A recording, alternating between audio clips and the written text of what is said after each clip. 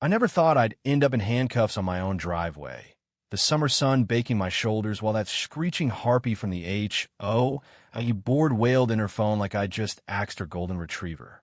Yes, officer, he's a menace. Trespassing, forging documents, probably a felon, she shrieked, her Botox-frozen face twisting as sirens wailed closer. And the kicker?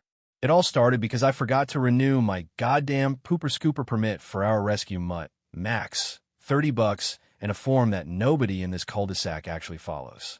Picture this, Elmwood Estates, that cookie-cutter slice of suburban bliss in suburban Phoenix, where the cactuses bloom like they're on steroids, and every mailbox screams patriotism or bust.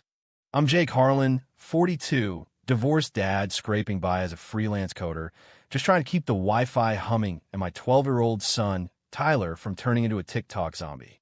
We'd moved here 2 years back for the schools, the pool, the illusion of community.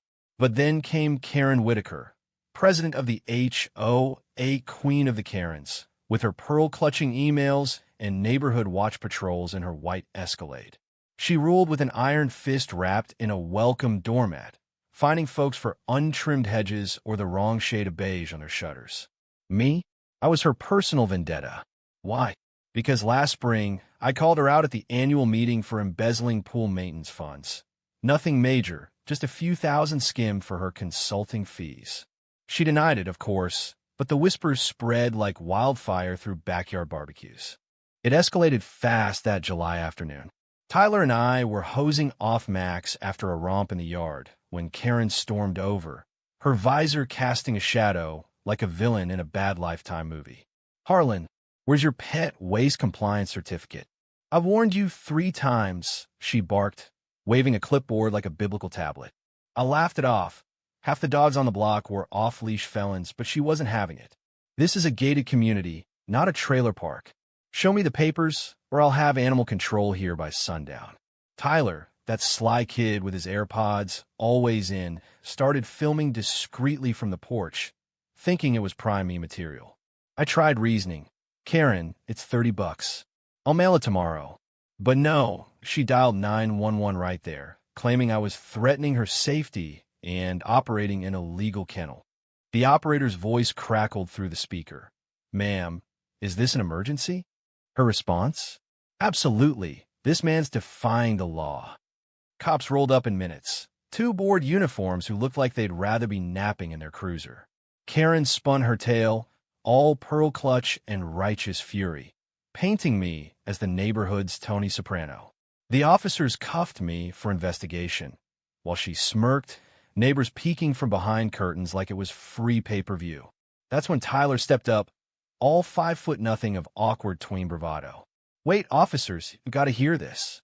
He hit play on his phone, and the backyard erupted in gasps I could feel from 10 feet away. The recording was gold, hidden audio from his smartwatch, capturing Karen's late-night poolside chats with her cronies. Those Harlans? Trash. I'll bury him in fines till he sells and runs back to whatever hovel he crawled from. Worse, her admitting to pocketing dues for a Vegas conference that was really slots and spa days. Why fight it? The board my playground, screw the audits. The cops' faces went from meh to oh shit in seconds. One uncuffed me, muttering, "Ma'am, this sounds like fraud." Karen's mask cracked. "That's doctored. He's a liar."